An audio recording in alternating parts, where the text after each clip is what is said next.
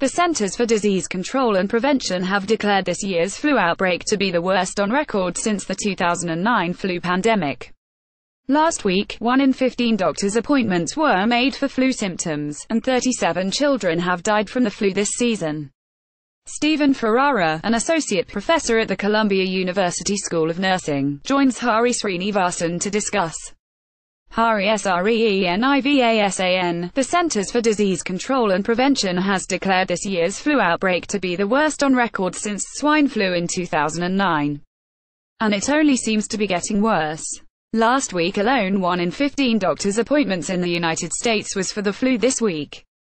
7 children died of the flu, bringing the total for the season to 37 children.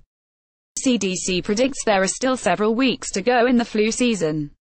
For some perspective, I'm joined by Stephen Ferrara, assistant professor of nursing at Columbia University Medical Center here in New York. What's different about this year's flu? Stephen Ferrara, what we're seeing this year is a lot of the strain of flu is H3N2, and that is a strain of influenza, and this strain, we know it tends to be more severe. Hari Srenivasan, earlier this year we heard that there was a low level of efficacy based on something that was happening in Australia. Clear that up for us. Stephen Ferrara, yeah. So a report came out of Australia that the effectiveness of the vaccine was about 10%. Now we don't have final numbers, we don't even have preliminary numbers here in the United States yet. What we believe a best guesstimate is about 30%. Somewhere about 30% effectiveness, which by all means is still not perfect, but better than what is being reported down in Australia. Hari Srenivasan, are there benefits even if you get the vaccine? And then you get the flu after it? Stephen Ferrara, yes. What studies have shown is that those who do get the virus after getting vaccinated tend to not have a severe illness. Hari Srenivasan, are we working, or are we any closer to a universal vaccine? So you know there's not this guessing game time and again. Stephen Ferrara, and again we're working on it, but we are years away from that being effective.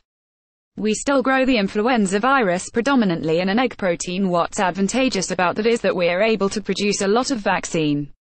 In fact, this year 151 million doses have shipped.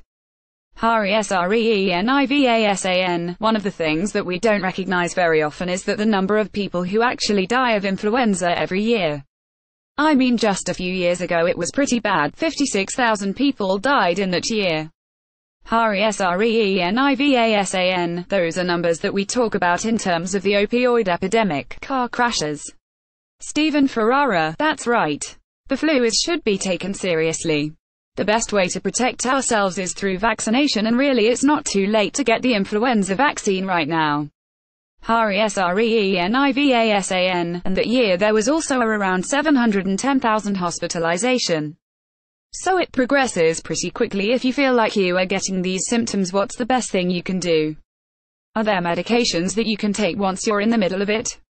Stephen Ferrara, there are antiviral medications that are available today that help to reduce the severity of the flu and the duration of it. Now, this isn't necessarily recommended for everyone, but it's recommended for those who would most likely develop severe complications from the flu. So those over 65, the young, those who have diabetes or heart disease should definitely get those antiviral medications.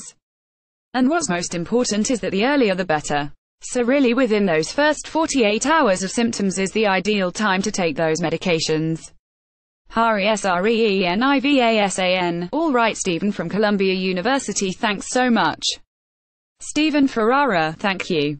Car bomb kills at least 95 in Afghanistan by Michael D. Regan.